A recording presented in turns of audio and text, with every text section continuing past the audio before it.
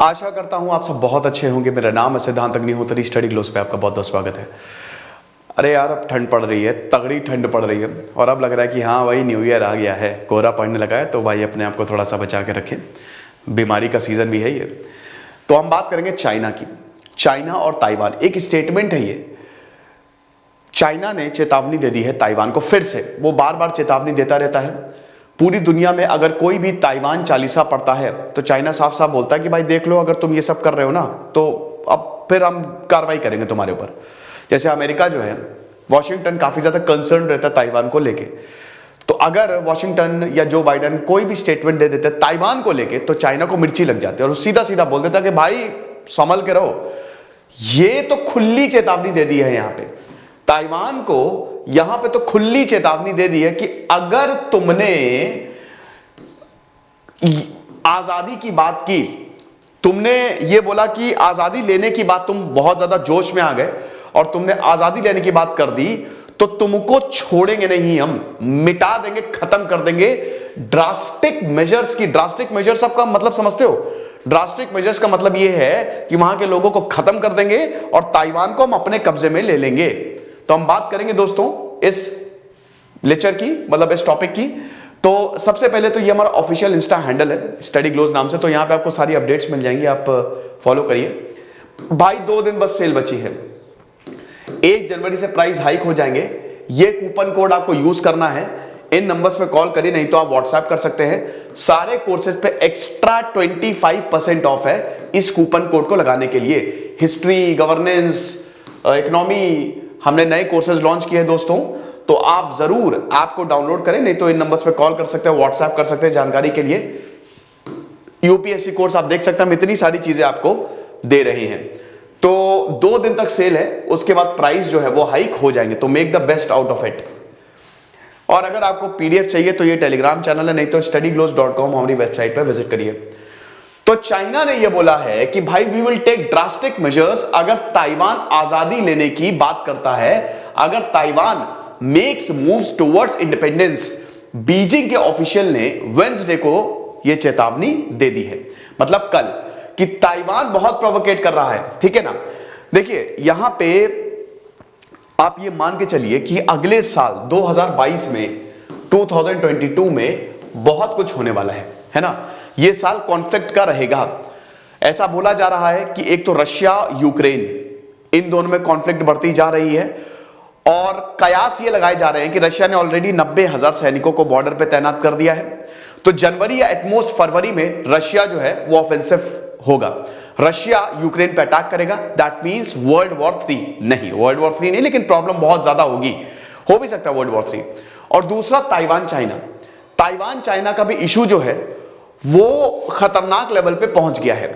अभी आपको याद ही होगा कि पिछले महीने चाइना ने अपने ढेर सारे फाइटर्स J-17 फाइटर्स को यहां पे ताइवान में भेजा। ताइवान के डिफेंस जोन में लगातार 150 से ज्यादा प्लेन्स थे, 150 से ज्यादा फाइटर एयरक्राफ्ट। ये बहुत बड़ी चेतावनी थी ताइवान को। 10 दिसंबर को डेमोक्रेसी समिट थी, ठीक है, अमेरिका ने इसको होस्ट की थी। इसमें चाइना और पाकिस्तान इनवाइटेड नहीं थे, पाकिस्तान इनवाइटेड था लेकिन पाकिस्तान में जाने से मना कर दिया था। तो अमेरिका ने ताइवान को इनवाइट किया था। ताइवान को, देखिए अमेरिका ताइवान को रिकॉग्नाइज नहीं करता है। आप अपना देश बना सकते हैं बशर्ते सारे दुनिया आपको रिकॉग्नाइज कर ले। तो अमेरिका ताइवान को रिकॉग्नाइज नहीं करता है, वो मानता ही नहीं है। लेकिन यस, अमेरिका ताइवान के साथ है। अमेरिका, देखिए ये कहानी शुरू होती है, आपको पता ही ना कि ये देखिए ये है चाइना और ये छोटा सा है ताइवान, ये है ताइवान स्ट्रेट। 180 किलोमीटर की ये लाइन है। ये ईस्ट चाइना है ना, ईस्ट चाइना। तो ये अब देख सकते हो ईस्ट चाइना को नॉर्थ साउथ चाइना सी से कनेक्ट करता है और ये ताइवान और इसको सेपरेट करता है। ये लाइन, ये जो आप देख रहे हो ना, ये इसकी शुरुआत आपको पता ही 1940, कई बार मैं बता चुका हूं, 1949 में हुई थी, सेपरेट लेक्चर भी है। 1949 में चाइना में कम्युनिज्म आ गया। तो उसके बाद हम ये देखते हैं कि चियांग काई शेक भागे चाइना छोड़ के। भाई इस थोड़ा और पहले चलते कि 1911 में चाइना में रेवोल्यूशन आ गया, ठीक है, जिनहाई रेवोल्यूशन। इससे पहले मोनार्की थी, राजा महाराजा का रूल, चिंग डायनेस्टी गई। तो यहां पे एक पार्टी बनाई गई, कोमिंटांग पार्टी, KMT पार्टी। ये जो केएमटी पार्टी थी, ये सन यात सेन ने बनाई थी। बाद में चियांग काइशेक इसके उत्तराधिकारी बने। 1921 में कम्युनिस्ट पार्टी भी बन गई। तो अब सिविल वॉर होता है, वर्ल्ड वॉर 2 के बाद दोनों में सिविल वॉर होता है। चियांग काइशेक, किसी ने नहीं सोचा था कि कम्युनिस्ट जीत जाएंगे, लेकिन कम्युनिस्ट जीते और चियांग काइशेक जो है वो अपनी जान बचा के भागे ताइवान में। 1975 तक ताइवान में रहे, 1975 तक ताइवान में रहे। और चियांग काइशेक बोलते थे कि भाई चाइना हमारा है, चाइना हमारा है। भाई इसको रिपब्लिक ऑफ चाइना बोला गया। मैं इसको बताता हूं।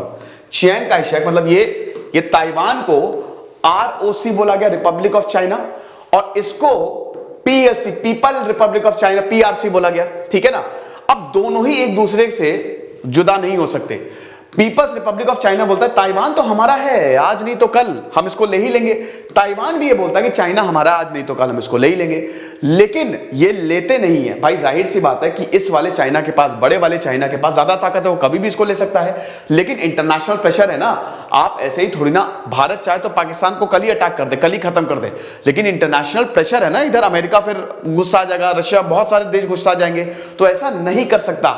लेकिन हाल ही में दोस्तों हम ये देख रहे हैं कि चाइना ताइवान को लेके काफी ज्यादा ऑफेंसिव हो गया है। लगातार चाइना जो है वो ताइवान को डरा धमका रहा है। पहले उसने 30 प्लेन्स भेजे, 15-20 साल बाद ऐसा हुआ है। पहले उसने 30 प्लेन्स भेजे, फिर 70, 80, अब 150 भेज दिए हैं। अब ये क्या बताना चाहता है ताइवान को? एक रीजन इसका ये भी है कि अभी साई इंग-वेन जो है वो प्राइम मिनिस्टर बने ताइवान के। भारत ने भी, मतलब पिछले साल भारत ने भी इनकी जो ओथ सेरेमनी हुई थी, वर्चुअल हुई थी, उसमें पार्ट लिया था। दुनिया जो है ना वो ताइवान की तरफ थोड़ा झुक भी रही है, ताइवान की तरफ वो जा भी रही है। चाइना को बिल्कुल भी पसंद नहीं है। चाइना एक जिद्दी बच्चे की तरह है, समझ रहे हो? एक छोटा बच्चा जिसको अकल नहीं होती है, कुछ भी कर दो खत्म कर देंगे तुमको, ऐसा मत करो वैसा मत करो। तो अभी यहां पे यूरोप, अमेरिका, इनफैक्ट इंडिया भी ताइवान से ज्यादा दोस्ती करने की फिराक में है, ताइवान को सपोर्ट करे, क्योंकि छोटा सा देश है ना भाई, एक बड़ा देश है ये, क्या ताइवान की क्या औकात है? वो एक दिन के अंदर अंदर ताइवान खत्म हो जाएगा जिस दिन चाइना अटैक कर देगा। लेकिन अमेरिका, ब्रिटेन, फ्रांस, ऑस्ट्रेलिया सब करने से रोक रहे हैं। और चाइना को अब इस बात का अंदाजा है कि भाई ये देश मिलकर प्रॉब्लम कर सकते हैं, इसलिए चाइना बहुत ज्यादा ऑफेंसिव हो गया है। कोई भी देश अगर ताइवान की बात करता है तो चाइना उससे संबंध तक तोड़ने की धमकी दे देता है कि तुम सब संबंध तोड़ देंगे, तुम्हारे पर सैंक्शंस लगा देंगे, ध्यान रखो। समझ रहे हो? तो ये सारी चीजें हैं जो चाइना इस समय कर रहा है। अब यही बोला जा रहा है कि अगर ऐसा चलेगा तो अगले साल चाइना बहुत बड़ी कार्रवाई कर सकता है। वैसे भी अभी जो कैटेनरी सेलिब्रेशंस हुए, यहां पे 100 साल पूरे हुए कम्युनिस्ट सरकार के, तो शी जिनपिंग ने तो बोले ही था, बड़ी बड़ी बातें की थी उन्होंने, बोले ही था कि भाई ताइवान थोड़ा सा हम अब ले लेंगे, इसको बहुत जल्द अपने कब्जे में ले लेंगे। तो यही बोला जा रहा है कि भाई मतलब आगे इस साल जो है, ये 2022 जो आने वाला है, चाइना ताइवान को लेके कुछ बड़ा कर सकता है। और ये इन्होंने वार्निंग दे दी है कि भाई चाइना जो है वो पीसफुल रीयूनिफिकेशन चाहता है। चाइना ब्लड नहीं, खून खराबा नहीं चाहता है, वो चाहता है हम पीसफुली रीयूनाइट हो ताइवान के साथ। लेकिन अगर तुमने रेड लाइंस क्रॉस की, अगर तुमने लाल रेखा क्रॉस की, तो हम तुम पे कार्रवाई करेंगे। कंसीक्वेंस के लिए डिजास्टरस कंसीक्वेंस होंगे, तुम सोच भी नहीं सकते, तुमको इतना मारेंगे।